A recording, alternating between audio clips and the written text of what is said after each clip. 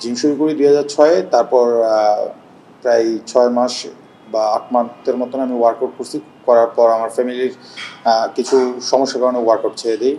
প্রায় আপনার 4 থেকে 5 বছর আবার ডিসটেন্স চলে যায়। পরে আবার শুরু করি। আমার ফ্যামিলির ভিতরে আমার সাপোর্ট করতো আমার বড় বোন। আমার বড় বোন আমাকে খুব সাপোর্ট করতো। তখন একটা ট্রেন্ড চলতো যে আপনার মুভি নিয়ে আমরা একজন মুভি দেখতাম, যেরকম কেউ আর্নল্ড শোয়ার্জনেগারকে দেখতো, কেউ সালমান খানকে দেখতো। তো আমি বেসিক্যালি মুভি দেখতাম, সালমান খানের মুভি বেশি দেখতাম।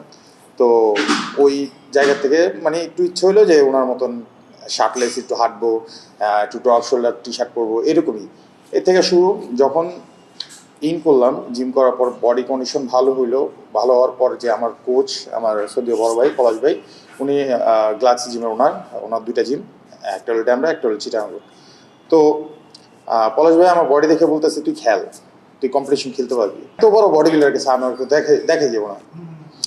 তো প্রায় আমি 5 বার আপনার ওয়েট, যে আমাদের সবাই জানে যে আমাদের একটা সেমিনার হয়, ওয়েট দেওয়া লাগে আগে আমাদের বডি বিল্ডিং কন্টেস্টে, ওয়েট দেওয়া লাগে, হ্যাঁ, যে আমি কত ওয়েটে খেলবো।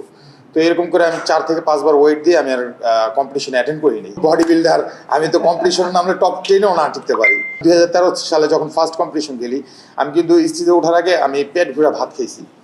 মুরগির মাংস, গরু মাংস দিয়ে ভাত খেয়ে আমি স্টেজে উঠছি। তো এখন টোটালি ডিফারেন্ট, যে এখন আমরা ওয়াটার হোল্ড করি, মানে পানিও খাই না। যেরকম লাস্ট কন্টেস্টে আমি লাস্ট যে আমাদের কন্টেস্ট গেল বিটি মাসার শো, হয়তো জানে সবাই, যে বাংলাদেশের বিগেস্ট একটা খেলা গেছে, সেটার ভিতরে আমি প্রায় 52 ঘন্টা আমি ওয়াটার অফ রাখছি। যে কম্পিটিশন খেলতাম তখন কিন্তু আমাদের কোনো অ্যামাউন্ট দেওয়া হইতো না। তখন কোনো অ্যামাউন্ট দেওয়া হইতো না, খালি একটা মেডেল, একটা ক্রেস আর একটা সার্টিফিকেট, এটাই ছিল। ইন্টারন্যাশনালি বা এশিয়া কান্ট্রির ভিতরে বডি বিল্ডারদের কিন্তু ইউজ স্পন্সার, আমাদের বাংলাদেশি স্পন্সার নেই। কী কারণে জানেন? এটা হলো আমাদের দোষের কারণ। নিজের দেশে একটা সাপ্লিমেন্ট নেই, একটা সাপ্লিমেন্ট কোম্পানি নেই। অবশ্যই দেখেন, ইন্ডিয়ার ভিতরে, এশিয়ার ভিতরে ইন্ডিয়া হলো সবচেয়ে বড়। তো ইন্ডিয়ার ভিতরে কোম্পানির অভাব নেই।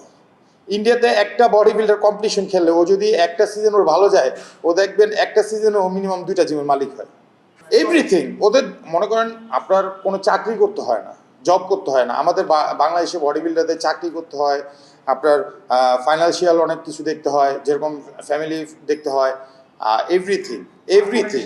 তারপর বডি বিল্ডিংয়ে ইনভেস্ট করতে হয়। এই জন্য আমাদের বাংলাদেশে বডি বিল্ডিংটা অনেক পিছিয়ে রয়েছে। আমি গত বিটি মাসের শোতে আমি কম্পিটিশন খেলার সময় আমি ভিসার জন্য অ্যাপ্লাই করছিলাম। দেখেন, আমার বাংলাদেশে একটা জিনিস সবচেয়ে খারাপ লাগে, সেটা হলো যে আমাদের বাংলাদেশে বডি বিল্ডারদের ভিসা লাগাইতে হয়, একটা খেলোয়াড়ের ভিসা নিজের লাগাইতে হয়।